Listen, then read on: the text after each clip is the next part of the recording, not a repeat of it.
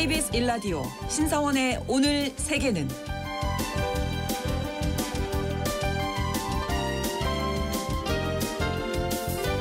안녕하십니까. 아나운서 신성원입니다. 독일은 난민들 사이에서 정착하기 좋은 나라로 꼽힌다고 합니다. 난민을 위한 주거시설이라든지 생계급여, 의료 서비스 등 국가 차원의 지원 시스템이 잘 마련돼 있기 때문인데요. 지난 2015년 사상 초유의 난민 위기 때 앙겔라 메르켈 독일 총리는 난민을 대거 받아들였었죠. 그리고 2022년 러시아 우크라이나 전쟁 이후에도 많은 난민들이 독일로 향했습니다. 그런데 현실을 들춰보면 난민 과잉으로 인한 사회 문제 그리고 사회적인 불만이 증가하고 있다고 하고요. 난민 캠프에서는 21세기 독일이라고 보기 힘들 정도로 열악한 상황도 존재한다고 합니다. 잠시 후 구정은의 수상한 GPS에서 독일로 간 난민들의 현실 그리고 난민 정책에 대해서 이야기 나눠보겠습니다.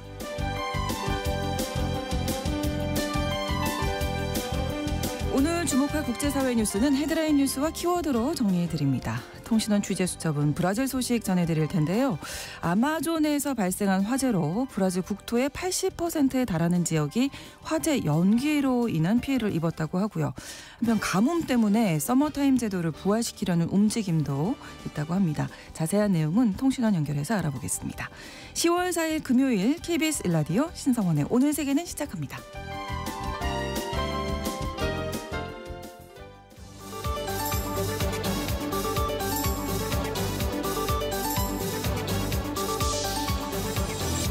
오늘 세계는 헤드라인 뉴스. 이스라엘이 나흘째 레바논 지상전을 이어가고 있습니다. 이스라엘군은 3일 수도 베이루트 도심과 교외에 있는 헤즈볼라 정보본부를 공습했는데요. 남부에선 레바논 정부군과도 교전이 벌어져 레바논 군인 2명이 사망했습니다.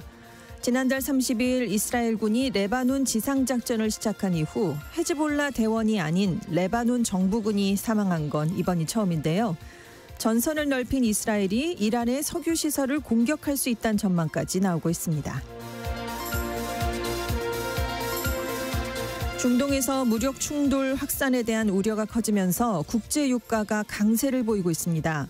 11월 인도분 서부 텍사스산 원유가 전장 대비 3.61달러 오른 배럴당 73.71달러의 거래를 마치면서 이번 주에만 8% 가까이 급등했습니다. 글로벌 벤치마크인 브렌트유는 3.72달러 치솟은 배럴당 77.62달러를 기록했는데요. 이스라엘이 이란의 석유시설 공격을 감행할 경우 유가가 배럴당 200달러 안팎까지 치솟을 수 있다는 전망도 나오고 있습니다.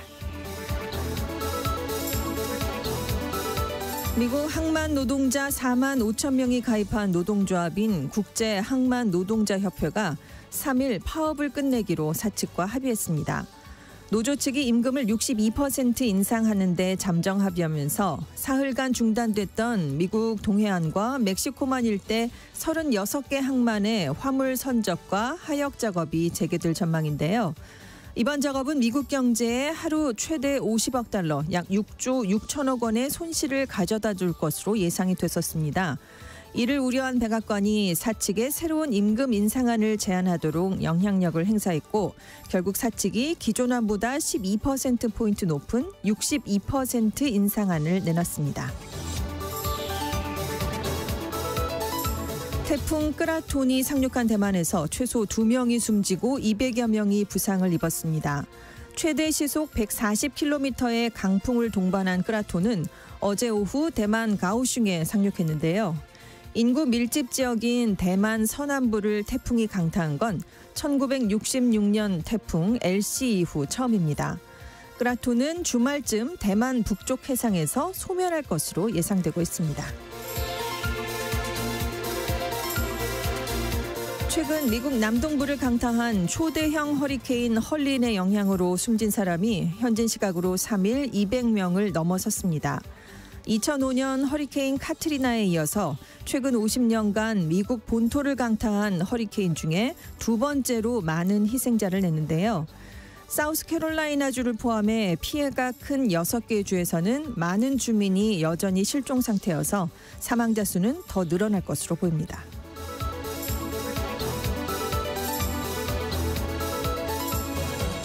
오늘의 헤드라인 뉴스 외신캐스터 전주현 씨가 전해주셨습니다. 이번에는 키워드로 정리한 국제사회 소식 함께 살펴보죠.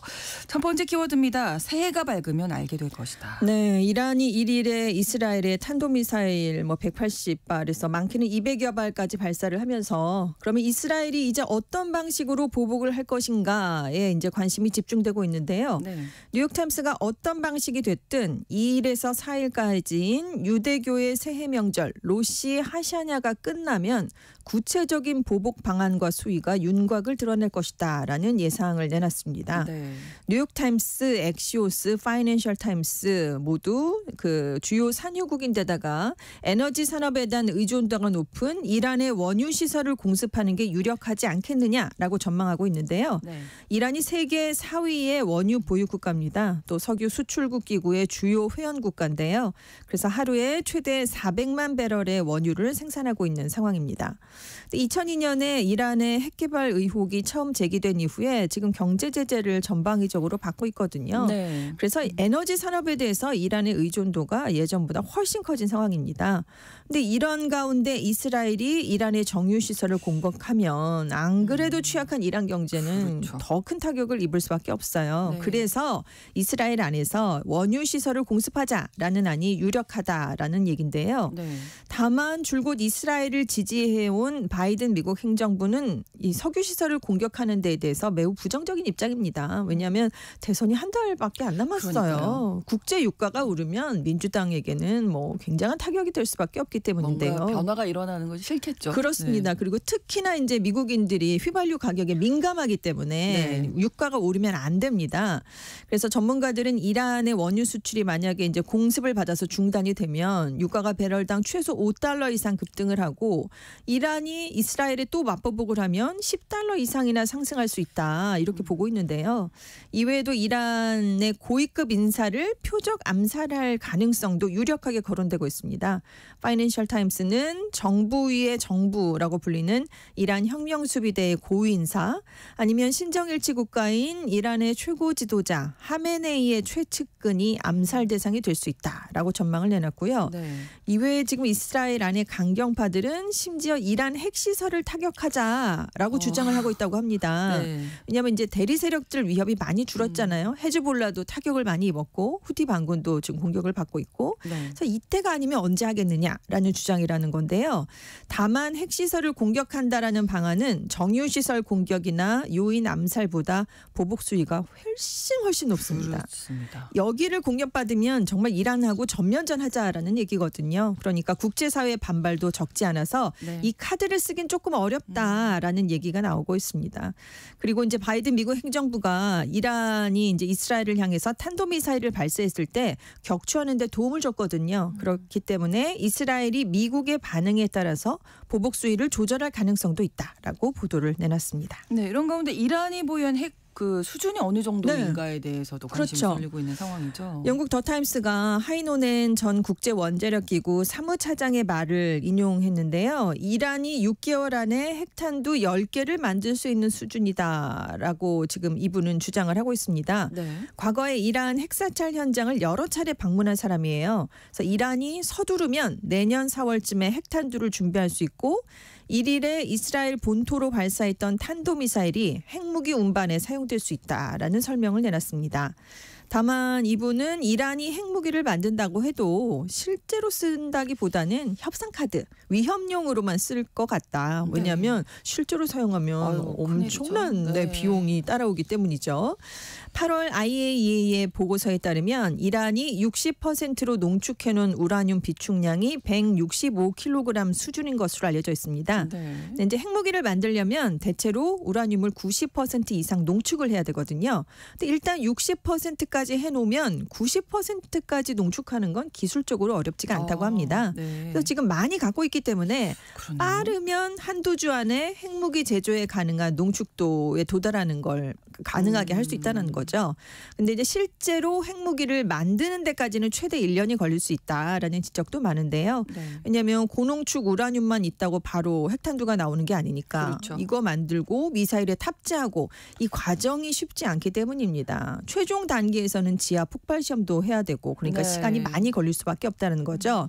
그래서 핵무기 개발에 나서면 또 이스라엘이 이걸 또 가만히 보겠습니까? 선제 공격에 네. 들어갈 것이다라는 시각도 있어요. 네. 왜냐하면 이란이 핵무기 개발하면 막겠다라는 공언을 공공연하게 이스라엘이 네, 네, 해왔고 그 중동 유일의 비공식 핵 보유 국가가 이스라엘인데 과거에도 시리아나 이라크가 핵무장하는 걸 막기 위해서 그 국가 안에 있는 핵시설들을 폭격한 적이 있습니다. 그러니까 얼마든지 이란도 선제적으로 폭격할 수 있다. 이런 얘기가 함께 나오고 있습니다. 뭐 이런 것까지 나오는 마지막 시나리오는 네네. 절대로 일어나서는 그렇습니다. 안 되죠. 네. 자, 두 번째 키워드인데요. 뭐니 해도 머니. 네, 미국 대선이 이제 한 달이 앞으로 다가왔잖아요. 네. 영국 이코노미스트 그리고 영국 여론조사 업체인 유고브가 지난달 29일부터 이번 달 1일까지 여론조사를 해봤습니다. 해리스 부통령이 트럼프 전 대통령에게 전국 단위 지지율에서 48%대 45%로 3%포인트 앞선 것으로 나타났는데요. 네. 오차범위 아닙니다. 그렇죠. 반면에 경합주 중에 러스트벨트에 속하는 지역에서는 트럼프 전 대통령이 해리스 부통령에게 앞선다라는 조사 결과도 여론조사 업체 트래펄가 그룹의 그 조사에서 나왔는데요. 네. 미시간주에서는 트럼프 해리스 후보의 지지율이 46.9%대 44.7%, 위스콘신주에서는 47.1%대 46%였습니다. 여긴 격차가 더 안 나죠. 네, 이것도 역시 오차범위 내고. 그러네요. 그 미국의 경합주 7곳이 크게 북부의 쇠락한 공업지대인 러스트벨트, 기후가 온화한 남부의 썬벨트로 나뉘고 있습니다. 근데 지금 경합주에서 트럼프 전 대통령, 해리스 부통령 뭐 할 때마다 조사 결과가 계속 달라지기 때문에 네. 정말 막판까지 예상하기가 알수 없어요. 전문가들도 아무도 모르겠다라고 자꾸 얘기를 하고 있거든요. 네.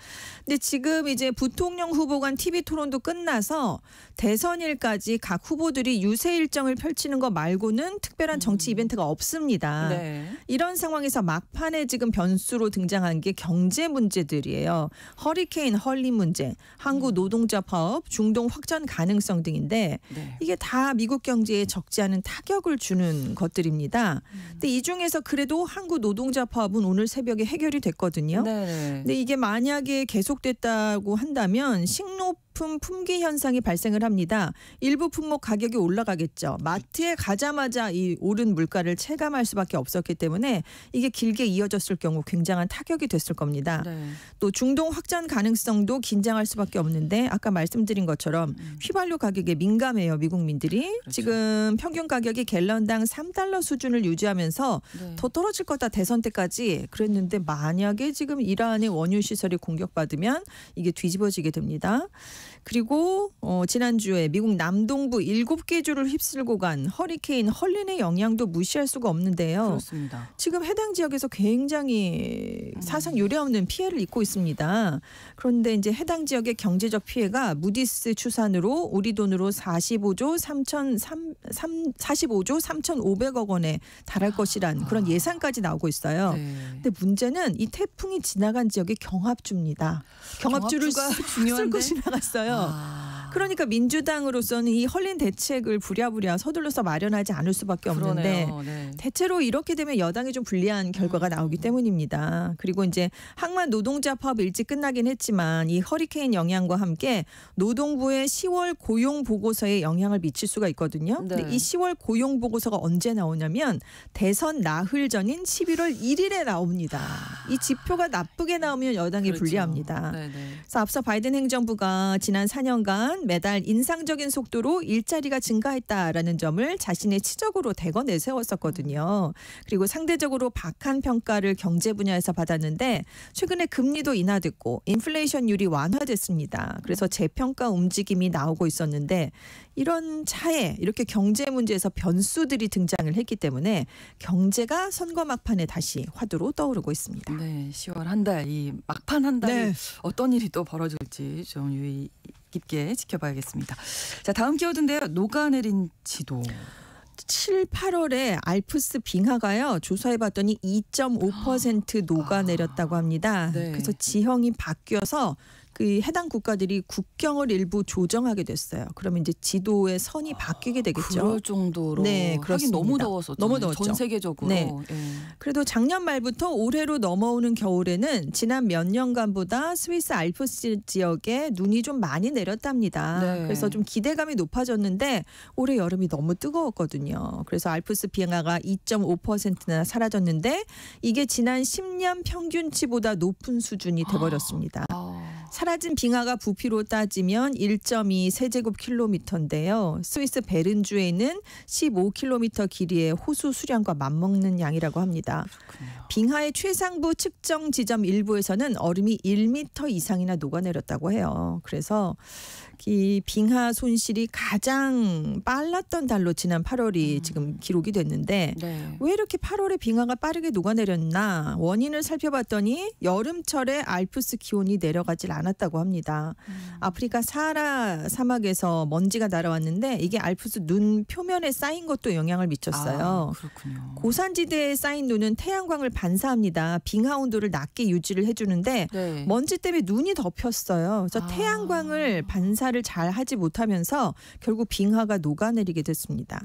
그러니까 지금 알프스 지역을 지나가는 스위스, 이탈리아 이 국경이 지금 문제가 되고 있는데 네. 많은 국경선 기준을 어디로 삼냐면 빙하의 능선, 눈으로 덮여있는 지역을 전통적으로 삼아왔거든요. 근데 빙하가 녹으면서 이 경기에 변화가 발생했어요. 그래서 알프스 산맥의 한 봉우리인 마터호른산 일대와 여러 개의 스키 리조트 근처에서 이탈리아 쪽 국경이 밀려났습니다. 스위스 쪽 영토는 늘어났고요. 뭐 스위스는 그래도 환영하는 입장이지만 이탈리아는 지금 당혹스러울 수밖에 없는데요. 일단 지난달에 스위스가 국경 변경 사항에 최종 서명을 했는데 이제 이탈리아까지 서명을 마치면 국경 조정안이 확정될 예정입니다. 여러모로 기후 위기가 국경을 바꿀 네. 정도니까요. 근데 내년에 또 달라질 수 있거든요. 그렇죠. 네. 매해 또 달라지지 그렇습니다. 않을까 걱정이네요. 네. 자, 네 번째 키워드 감기 조심하세요. 네, 유명한 CF의 멘트죠. 최근에 베트남 동물원에서 50마리에 가까운 호랑이, 사자, 표범이 집단 폐사했습니다. 벵골 호랑이가 44마리, 사자가 3마리, 표범 1마리가 죽었는데요. 네. 왜 죽었나 살펴봤더니 일부가 고병원성 조류 인플루엔자 A형인 H5N1 바이러스에 감염된 것으로 나타났습니다. 네. 죽기 전에 피로, 쇠약 증세를 보였대요. 그래서 2마리를 한번 일단 시범적으로 부검을 해봤더니 폐렴으로 죽었다라고 추정이 됐고 네. 일부 동물 사체에서 이 H5N1 바이러스가 나왔다는 거죠. 그렇다면 어디서 감염이 됐나? 이 그러게요. 경로가 아직까지 자세하게는 밝혀지지 않았는데 네. 다만 미퀸 동물원에서 이 지금 그 맹수들이 폐사를 했는데 그 호랑이 중에 3마리가 지난달 초에 망고가든 동물원에서 적합한 검역 증서 없이 구입을 해서 들어왔던 것으로 나타났습니다. 네. 그래서 그 저쪽 동물원에서 옮겨온 게 아니냐 이런 가능성이 일단 초기 조사 결과 나왔고요. 그래서 방역 요원을 당국이 투입했습니다. 현장 검사도 하고 폐사동물 사체 처리도 하고 했는데요. 일단 망고가든 동물원 직원 30명, 미퀸 동물원 직원 3명이 죽은 동물들과 직접 접촉을 한 것으로 파악이 됐는데요. 네. 아직까지 이 사람들 중에 호흡기 감염 증상을 보이는 사람은 없다고 합니다. 네. 근데 H5N1이 조류 인플루엔자지만 사람에게 전염될 가능성도 있거든요. 네. 더군다나 이 동물원들이 베트남 최대 도시인 호찌민과 45km밖에는 떨어져 있지 않다고 합니다. 그래서 워낙은 이 H5N1이 고병원성 조류독감 바이러스인데 가금류에게 치명적이지만 뭐 포유류도 감염될 위험이 얼마든지 있고요. 그래서 2004년에서도 호랑이 사육 농장에서 호랑이 90여 마리가 감염돼서 폐사하거나 살처분된 적이 있습니다. 네. 사람도 드물긴 하지만 한 번 감염될 수 걸리면 있다. 네, 사망할 확률이 50%가 넘어요. 치사율이 꽤 높습니다. 그러네요. 생각보다. 네, 네. 감염되면 고열, 근육통, 호흡곤란 등의 증상을 보이는데요. 그래서 학계에서는 조류 인플루엔자가 새로운 팬데믹으로 이어질 수 있지 않겠느냐라는 걸 지금 우려하고 있습니다. 네. 그래서 현재 진행 중인 바이러스 중에 대유행 위험이 가장 높은 게 바로 H5N1 바이러스다라는 얘기가 나오고 있습니다. 네, 아무튼 검역을 좀 철저히 네. 했어야 하지 않았나 네. 이 생각도 좀 드네요. 다음 키워드인데요. 나는 자연인이다. 자연인이 되는 중국의 MZ세대들이 아, 늘고 그래요? 있다고 합니다. 실업난 때문인데요. 취업을 포기하고 시골로 이주를 하고 있습니다. 그래서 자기의 SNS에 농촌에서 사는 일상적인 은퇴 생활을 기록하고 있다는 건데요. 자기를 은퇴자라고 이미 부르고 있대요. 그리고 SNS 프로필에 1990년대 또는 2000년대에 태어났다라는 거를 공개해 놓고 있는데요. 이 온라인에서 왠지 다다라는 가명으로 활동하고 있는 22세의 은퇴자가 있습니다. 최근에 중국 산악 지역인 귀주성으로 이주를 했는데 절벽 끝에 있는 한 대나무 판잣집에서 살고 있다고 해요. 그런데 처음부터 여기 들어온 건 아니고 제조, 건설, 자동차 수리 이렇게 다양한 업종에서 일을 했었는데 좀 지쳤다고 합니다. 네. 그리고 고향에 갔더니 고향에도 별로 일자리가 없더라. 그래서 산으로 들어가게 됐다라는 건데요. 그래서 산에 들어가서 직접 요리하고 채소를 수확하는 모습, 집을 관리하는 방법을 담은 동영상을 지금 SNS에 꾸준히 올리면서 프로필에 이렇게 적어놨대요. 시간이 지남에 따라 삶의 의미에 대해 생각하기 시작한다. 인생은 도시의 번영에만 있는 것이 아니다. 시골의 평온함도 일종의 아름다움이다. 이렇게 적어놨다고 하는데요. 예. 근데 좀 짠한 게 이게 좀 중국 경제가 어려움을 겪으면서 젊은 층이 특히 대도시에서 일자리를 찾는 게 매우 어려워졌기 때문에 이런 현상이 나타난다라고 전문가들은 보고 있습니다. 네. 그래서 일부에서는 일자리의 질이 문제다라고 지적을 하고 있는데요.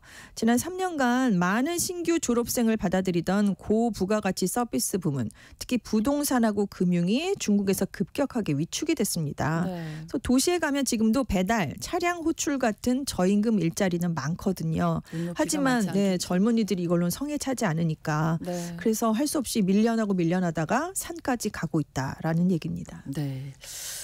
알겠습니다. 너무 안타까운데요. 중국에서 그렇죠. 22세 뭐 네, 이런데 22세. 은퇴자라고 네. 하니까 너무 안타깝습니다. 예.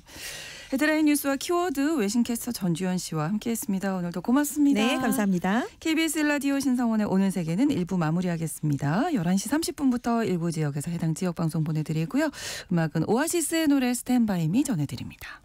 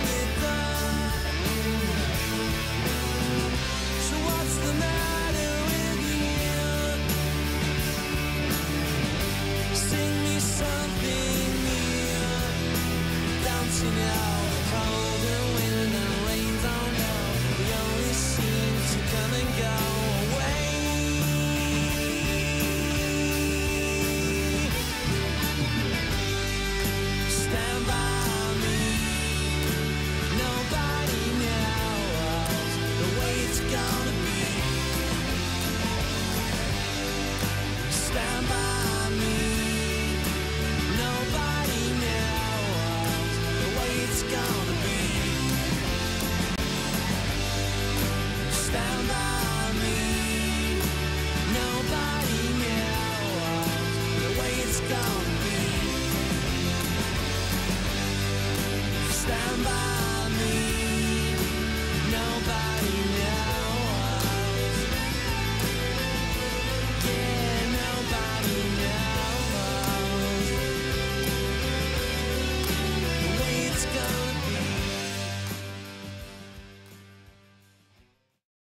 지금 시각은 11시 30분입니다. KBS Ladies and gentlemen. 국제사회의 다양한 뉴스를 한눈에 KBS 1라디오 신성원의 오늘 세계는 세계를 바로 보는 최소한의 투자입니다.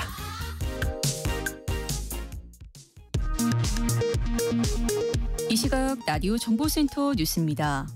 여야는 오늘 본회의를 열어 윤석열 대통령이 제2요구권, 즉 거부권을 행사한 이른바 김건희 여사 특검법과 해병대원 특검법, 지역화폐법에 대한 재표결을 실시합니다. 박찬대 더불어민주당 원내대표는 특검법 재투표에서 찬성해 줄 것을 여당에 촉구하면서 김건희 여사 등에 대한 불기소 처분에 대해선 검찰이 김건희 여사 사병으로 전락했다고 비판했습니다. 국민의힘 추경호 원내대표는 더불어민주당이 대통령 탄핵의 본색을 드러냈다고 비판하고 여기에 가담하는 야당 의원들은 역사의 죄인으로 남아 대가를 치르게 될 것이라고 밝혔습니다. 국민의힘 소속 이종배 서울시 의원이 류혜림 방송통신심의위원장을 업무방해 혐의로 고발한 참여연대 등을 무고 혐의로 경찰에 고발했습니다. 지난 26일 새벽 전남 순천에서 10대 여성 청소년을 살해한 박대성이 구속 상태로 검찰에 넘겨졌습니다. 박대성은 검찰 송치 직전 취재진에게 죄송하다고 말했습니다. 아프리카 콩고 민주공화국과 나이지리아에서 선박 전복 사고가 잇따라 사망자 수가 100명을 넘어섰습니다. 지금까지 라디오 정보센터 뉴스 정한나였습니다.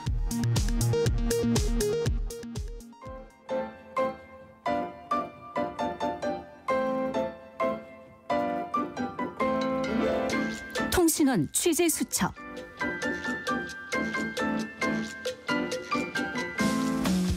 통신원 취재 수첩입니다. 오늘은 브라질 상파울루 유재만 통신원 연결합니다. 안녕하세요. 네, 안녕하세요. 네, 자 한국 같은 경우에 9월 말까지도 아주 더웠었거든요. 10월 딱 들어서니까 약간 가을이 된 썰렁한 느낌도 받게 되는데 상파울루 브라질은 날씨가 어떻습니까? 네, 지난달 9일 기준으로 상파울루의 대기질이 전 세계 주요 도시 중 최악을 기록했다는 브라질 언론 보도가 있었는데요. 네. 아마존 지역의 화재로 인한 연기가 2,000km 이상 떨어진 상파울루까지 퍼지면서 브라질의 많은 지역이 연기로 뒤덮였고 상파울루 외곽 지역의 화재도 이어지면서 더욱 공기질을 악화시켰습니다. 특히 현재는 건기로 한동안 비가 오지 않아 더욱더 대기질을 심각하게 만들었는데요. 그나마 며칠 사이 적은 양이지만 비가 오면서 어느 정도 나아진 상태로 다행히 어젯밤에 비가 적지 않게 와서 오늘은 좀 한결 좋아진 상태입니다. 그렇군요. 화재 연기 때문에 영향을 받고 있는 지역이 브라질 국토의 80%에 달한다고 하니까 정말 심각하네요. 네, 위성 자료를 통해 아마존 일대 변화상을 살피는 브라질 국립우주연구소는 지난주 위성 이미지 분석 결과를 발표했는데요. 네. 중북부 아마존과 수도인 중부 브라질리아, 남부 상파울루 인근을 중심으로 화재가 계속되면서 한때 브라질 국토 80%까지 연기의 영향을 받은 것으로 분석했습니다. 미국보다 넓은 지역의 하늘이 유독성 구름으로 뒤덮인 것인데요. 브라질의 한 대형 병원에는 최근 며칠 동안 호흡기 질환으로 치료받는 내원객 수가 평소보다 20배 이상 증가하는 등 연기 흡입과 관련된 환자 급증이 우려된다고 합니다. 네, 또 브라질뿐만 아니라 이웃 국가들도 화재 상황 심각하다면서요? 네, 브라질뿐만 아니라 남미 전체가 화재 상황이 심각한데요. 볼리비아는 서울의 115배에 달하는 면적이 불에 탄 것으로 나타났습니다. 지난 7월부터 브라질, 아르헨티나, 볼리비아를 비롯해 남미 국가들의 건조한 날씨가 이어지면서 화재로 수백만 헥타르의 산림과 농지가 소실됐는데요. 네. 볼리비아에서는 산타크루스를 중심으로 한 동부의 화마가 계속되면서 국가 비상사태가 선포됐습니다. 우루과이 수도인 몬테비데오에서는 최근 며칠간 재와 구름이 섞인 검은 비가 떨어져 주민들의 시야 확보에 어려움을 겪었습니다. 네, 아까 건기라고 말씀해 주셨는데 가뭄 때문에 이 화재 상황이 더 악화되고 있다고요? 네, 지난해 아마존강의 수위가 낮아져 배가 다닐 수 없어 무역에도 큰 차질을 빚었는데요. 네. 올해는 더 심각합니다. 브라질 당국은 아마조나스 주 62개 지방자치단체의 가뭄에 따른 비상상태를 선포했는데요. 이 지역의 70%가 가뭄의 영향을 받고 있으며 약 300개 마을은 외부와의 왕래가 어려워졌습니다. 네. 수도 브라질리아 또한 163일 동안 비가 오지 않았는데요. 1963년 이후 최대 기록입니다. 브라질은 건기가 뚜렷하지만 올해처럼 건기가 길었던 적은 드물었는데요. 네. 라이브 사이언스에 따르면 지난 10년 동안 건기가 80일에서 100일로 늘어났다고 합니다. 그렇군요. 아마존 지역이 화재 소식을 저희가 뉴스로도 자주 접하게 되는데 화재가 이렇게 많이 나게 된 어떤 특별한 이유가 분석됐습니까? 네, 제가 약 10년 전 아마존 산림 파괴 현장 취재를 한 적이 있었는데요. 네네. 브라질의 경우 아마존 지역의 화재는 주로 농업과 관련이 있습니다. 네. 아마존 숲은 산지가 아니라 넓은 평원, 즉 구조평야 지역인데요. 네. 숲을 파괴하는 벌목꾼들은 미로를 만들어 숲 안쪽까지 접근합니다. 밖에서는 숲 안쪽 상황을 모르는 것이죠. 그러겠네요. 숲에서 1차적으로 나무를 벌목하면 돈이 되고 이후 불을 지릅니다. 이곳에 소를 방목해 기르고 몇 년이 지나면 불도저로 갈아엎고 농사를 짓기 시작합니다. 이런 식으로 아마존 숲은 계속해서 파괴되면서 경작지가 늘어나는 형태인데요. 예. 10년 전 아마존 숲이 시작되던 곳이었던 시노피라는 지역이 현재는 몇 위 안에 드는 농업도시로 변화했습니다. 그렇군요. 이 화재가 사람의 활동 때문이다 이렇게 볼 수도 있을 것 같은데 그래서인가요? 브라질 2019년에 폐지한 서머타임을 부활시킨다 이런 얘기가 있는데 이게 가뭄이랑 관련이 있다고요? 네, 최근 몇 년간 레스토랑과 호텔 등 여러 업종에서는 상업 활성화를 위해 서머타임 도입을 지속적으로 요구했으나 룰라 대통령은 이러한 요청에 일관되게 거부해 왔는데요. 네. 룰라 대통령이 최근 가뭄으로 인한 국가의 물 자원 상황을 충분히 고려해 시간 변경이 필요하다며 서머타임제가 에너지 전략과 효율성 증대에 기여할 수 있을 것이라 밝히면서 서머타임제 복귀를 승인했습니다. 네. 전력 부분이 직면한 가장 큰 문제는 오후 6시에서 7시 사이에 전력 수요가 급증하는 피크 시간대인데요. 이 시간대에는 태양광 발전이 중단되고 풍력 발전량도 감소하면서 전력 공급이 부족해지는 상황이 발생하고 있습니다. 브라질의 서머타임은 1931년에 처음 도입 때 주로 에너지 절감을 목적으로 시행되었는데요. 볼소나로 전 대통령이 2019년에 에너지 전략 효과가 거의 없다는 연구 결과를 바탕으로 서머타임을 폐지했습니다. 아직까지 서머타임이 시행이 확정된 것은 아닌데요. 네. 서머타임이 시행된다면 지방선거 2차 투표인 10월 말 이후 시행될 예정입니다. 네, 알겠습니다. 소식 고맙습니다. 네, 감사합니다. 네, 브라질 상파울루에서 유재만 통신원이었습니다.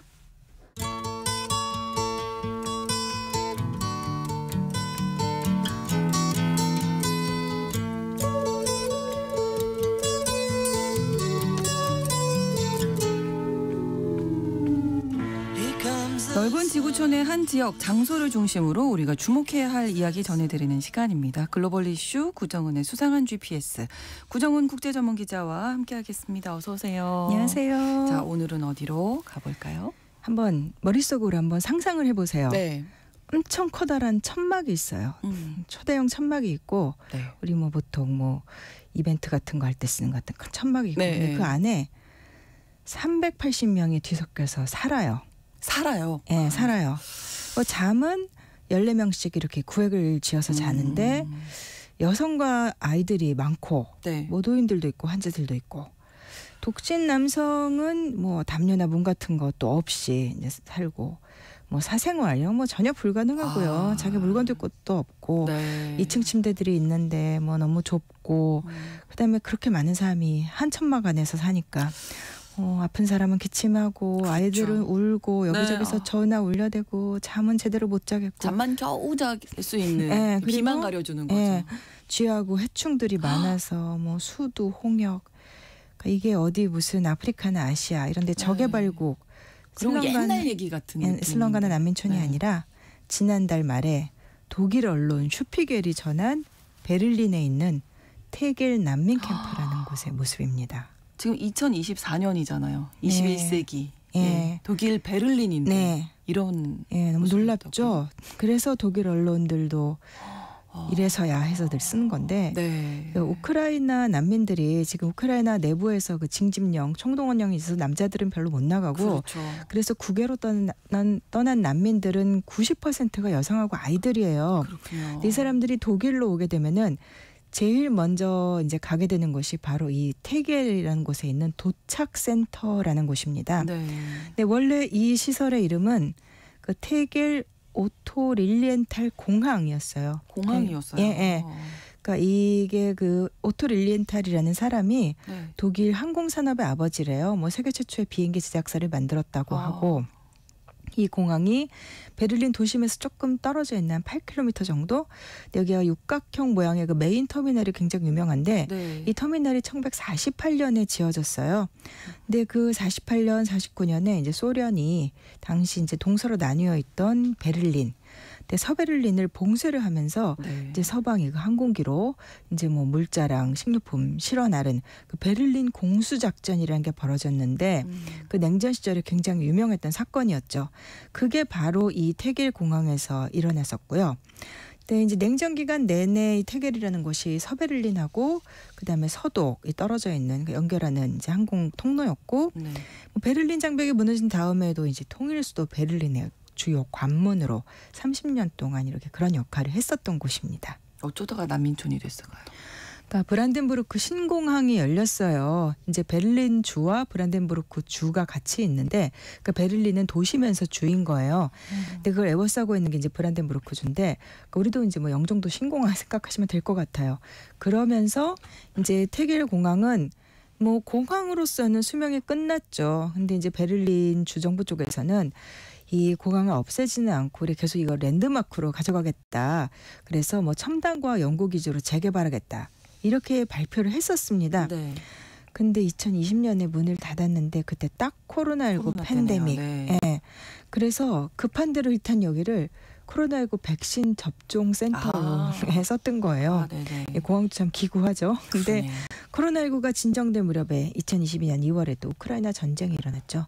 그러면서 이제 난민들 일단 받아서 무언가 절차를 밟을 곳이 필요하니까 그렇죠. 네. 이제 여기를 또 이제 쓰게 됐고 그러면서 지금은 터미널 주변에 45개의 그 대형 천막 이거를 지금 터미널 주변에 이렇게 놓고서 이제 난민들을 받고 있는 거죠. 네, 도착센터잖아요. 그러면 네. 뭐 임시로 일시적으로 이제 어떤 수속을 밟는 기간 동안 원래는 그렇게 만들어졌어요. 그래서 행정 절차 끝나면 이제 그 사람들을 독일 전역으로 어딘가로 들어가겠죠? 흩어지게 되는. 네, 네. 근데 여기 있는 사람들 평균 체류 기간이 200일. 네, 그리고 어떤 사람들은 뭐 1년도 넘고요. 그러니까 여기 네. 또 우크라이나 사람뿐만 아니라 지금도 뭐 아프가니스탄이나 이라크, 시리아에서 오는 난민들이 있는데 이 사람들도 여기서 살거든요. 네. 그러니까 끊임없는 감시, 그다음에 보안 직원들이 괴롭히기도 하고 그런 것 속에서 살아가고 있다는 거예요. 그러니까 뭐 예를 들면 출입하려면 다 이 QR 코드 목에 걸고 다녀야 되고, 그다음에 천막 들어가고 나갈 때마다 이제 뭐 스캔 당해야 되고, 그다음에 무작위로 뭐 가방 검사해야 된다든가, 그다음에 뭐 네. 출석 확인하고 뭐 침대도 기본적으로 다 뒤지고 이렇게 한다고 하는 거예요. 근데 그래도 또 제일 힘든 건 아무래도 기약 없이 그렇죠. 계속 이렇게만 되는. 살아갈 수는 없는 여기서 사실 건데.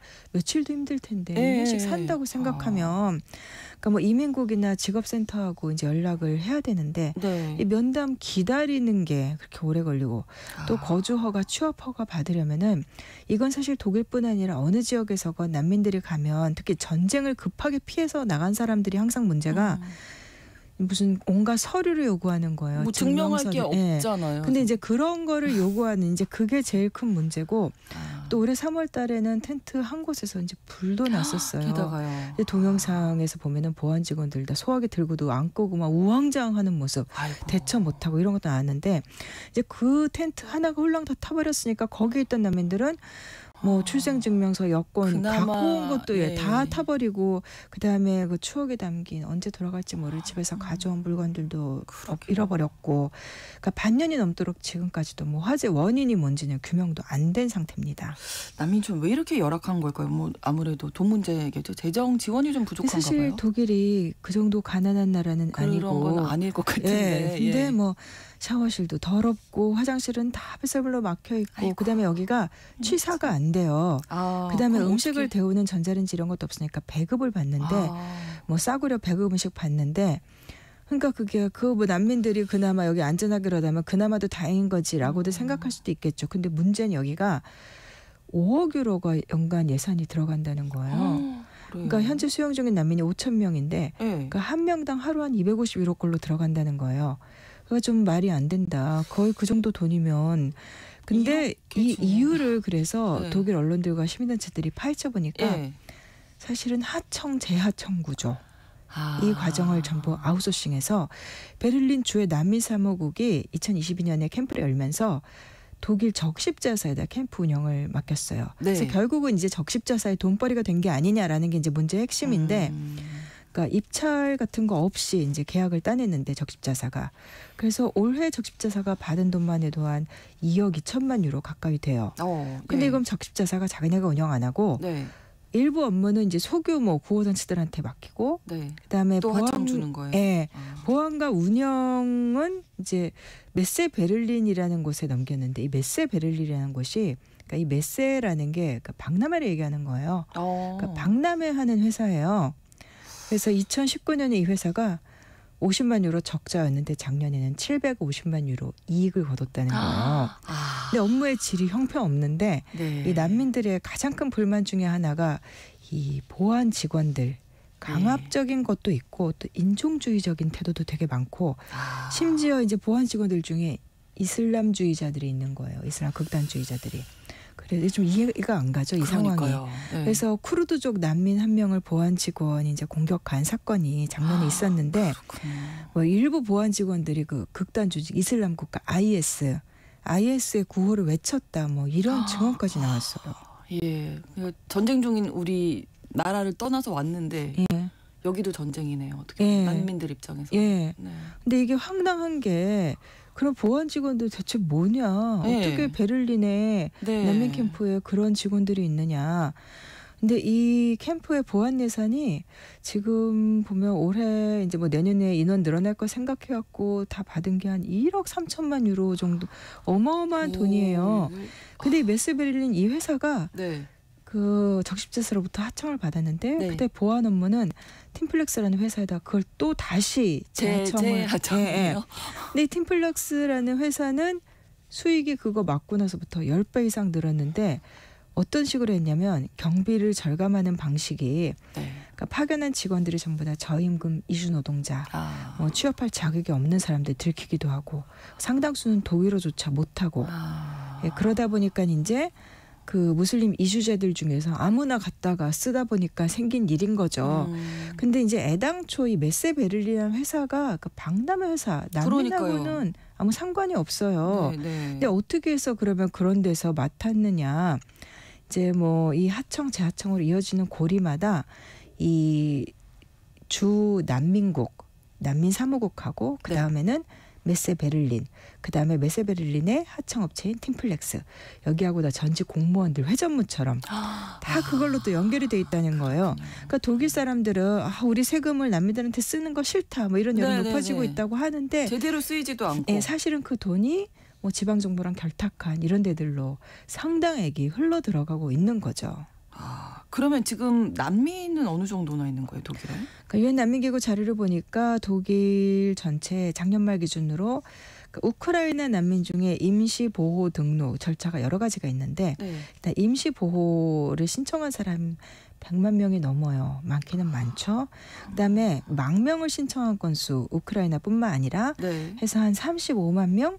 그다음에 난민이나 보호 대상자로 이 사람들이 결정된 비율은 한 70% 정도 되고 그리고 난민들이 오면은 이제 그 나라에 오기도 해서 정착을 하는 경우도 있지만 또 다른 나라로 떠나는 사람들도 있어요. 그걸 재정착이라고 하는데 그러니까 먼저 자기네를 출발해서 그 떠나서 다른 나라에 한번 거쳤다가 독일에 와서 재정착한 사람도 한 6,500명 뭐 올해도 비슷한 수일 것 같고 그리고 또 독일은 뭐 유엔 난민기구에 그 기여도 많이 하는 나라죠. 네. 작년에 낸 돈도 뭐 4억 3,600만 달러 정도 되고, 그리고 또 그 우리가 잘 아는 그 2010년대 중반, 2014, 15, 16년 이때 이른바 유럽의 그 시리아 난민 사태 벌어졌을 때 네. 그때 독일 앙겔라 메르켈 정부가 그 유럽연합의 난민 정책을 이제 주도를 하면서 뭐 수용 시스템도 정비를 했고 굉장히 네. 좀 관대한 그런 태도를 보였었고 그랬는데 그 다음에 좀 진정되나 했는데 2021년에 아프간에서 그 탈레반이 재집권하면서 또 난민들이 또 쏟아져 나오고 그렇죠. 그리고 2022년에 또 1년 만에 우크라이나 전쟁 터지고 이렇게 하면서 다시 또 난민들이 크게 늘어난 거예요. 그렇게 되니까 이제 독일 대도시들의 이제 긴급 보호소나 도착센터를 많이 지었고 그 중에 하나가 테겔 공항의 캠프인 겁니다. 그러니까 우리가 알고 있는 건 독일이 난민을 위한 어떤 지원도 많이 하고 아까 유엔 난민기구에 기부도 많이 예. 했다고 말씀을 해주셔서 이런 뭐 시스템이 좀 잘 갖춰 있겠다 이렇게 생각했는데 그러니까 뭐 난민이나 망명 신청자를 그 위한 재정은 네. 1차적으로 이제 지방 정부 책임이에요. 네. 연방 국가잖아요. 근데 다만 연방 정부도 돈을 냅니다. 그래서 작년에 연방 정부가 난민을 위해 쓴 돈이 28억 유로였다고 하니까 액수가 뭐 상당하죠. 근데 물론 말씀하신 대로 독일의 난민 정책은 그래도 굉장히 잘 돼 있어요. 네. 그러니까 사실 우리는 뭐 500명도 안 되는 예멘 난민 들어왔을 때 그 우왕좌왕하고 어렵죠. 난리를 쳤었는데 독일은 그래도 정교한 시스템을 갖추고는 있습니다. 계속 정비를 하고 있고. 네. 그래서 난민들이 먼저 그 초기 접수 센터라는 곳에서 이제 보호 신청을 하고 네. 거기서 한 최대 2년까지 머물면서 이제 절차를 기다리고. 근데 이런 초기 접수 센터가 뭐 연방주가 이제 16개인데 거기 뭐 최소 1개 이상씩 해서 전국에 한 58곳이 있다고 해요. 네. 그 다음에는 이제 12개 주는 도착센터라는 거를 가지고 있고 네. 이제 도착센터에선 그래서 난민들이 하도 밀려 들어오니까 특히 이제 우크라이나 전쟁 다음에 그 전에도 초기 센터에서 한 2년까지 절차가 걸리고 이러니까 네. 이 도착센터들은 조금 패스트 트랙 같이 해서 좀 빨리 빨리빨리 해주자. 네. 근데 이제 절차가 법규로 딱 정해져 있지 않은 거예요. 그러니까 거기서도 역시 늦어지는 거고. 또 2021년부터는 이제 난민 수용 절차가 주마다 좀 다르고 지금 제가 말씀드릴 것마다 복잡하잖아요. 뭐 초기 센터, 도착 센터 막 다 다르니까 통합을 하자. 그래가지고 네. 앙커 센터라는 걸 또 만들었어요. 근데 네. 이거는 이제 뭐 바이에른이라든가 작센 이렇게 9개 주 정도에서 지금 운영이 되고 있는데 현재로는 지금 완전 통합은 안 되고 그렇게 여러 개의 센터들이 지금 산발적으로 전국에 수십 곳이 있는 거죠. 그렇군요. 참 어려움이 많은데요. 예. 뭐 일단 도착센터나 이런 앙커센터에서 예. 이제 인정을 받아서 나가게 되면 예. 어떻게 되나요? 그 이후에 네, 그게 사실은 더 큰 문제겠죠. 근데 접센터를 나가면 그 센터가 있는 곳에 그 주에 있는 공동 숙소 같은 곳으로 공동 난민 시설 같은 데로 옮겨져요. 네. 근데 이 공동 숙소도 뭐 엄청나게 대형 건물을 이렇게 해놓은 게 아니기 때문에 뭐 어떤 곳은 주마다 다른데 뭐 30명씩 있는 곳도 있고 또 어떤 곳은 수백 명씩 있는 곳도 있고 뭐 시설의 질도 천차만별이고 그렇군요. 운영 기관도 뭐 주정부에서 하는 데도 있고 민간 기관이 위탁해서 하는 데도 있고 사실 그걸 어떻게 보면 꼭 그렇게 되어 있는 게 나쁘다고만 할 수는 없어요. 네, 네. 근데 뭐 예를 들면 뭐 바이에른이나 함부르크 같은 데서는 이제 난민이나 망명 신청자들이 이제 공동 숙소에 사는데 네. 뭐 니더작센이라든가 다른 데서는 뭐 주로 개인 아파트들 이런데 임대 형식으로 해서 분산형으로 그렇게 이제 시내에 머물기도 하고요. 다 다르군요. 예. 네, 근데 어쨌든 임시 숙소가 아니라 내가 살러 온 거니까 예. 뭐 어떤 거주지가 있어야 될 텐데요. 이제 결국은 난민들이 돈을 정착을 벌고 해야죠. 네, 네. 집을 구하는 문제. 네.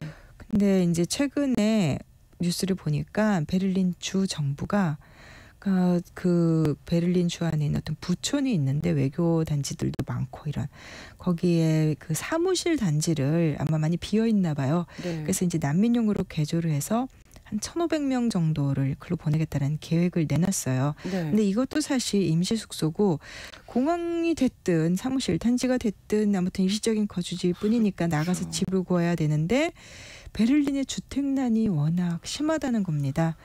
주택난이 심하다는 건 임대료가 비싸다는 그렇죠. 얘기겠죠. 그러니까 난민들이 그 빌릴 수 있는 그런 싼 집이 굉장히 드물고 네. 특히 이제 아이가 있는 난민들 네. 그들에게야말로 독립적인 공간이 어렵겠죠. 필요한데 사실 좀 어느 정도 여유가 아이들을 키울 수 있는 공간에 빌리기가 너무 힘들고 네. 그러니까 그러다 보니까 이제 주의회에서 일단 태겔 캠프를 좀 더 오래 더 많은 사람들을 집어넣어서 좀 써보자. 그래가지고 지금 이거를 계속 이제 사용 기한을 주의회가 계속 연장을 계속하고 있어요. 근데 이 현실을 모르나 보죠. 지금. 현실을 안다는 거예요. 알아요? 아는데 지금 대책이 없고 아. 이제 그러다 보니까 그래서 이제 그 슈피겔이라든가 이런 데 보도에서도 안다. 알면서 알고 저렇게 있지만. 방치하는 것이다. 그 하청 지하청 저 실태를.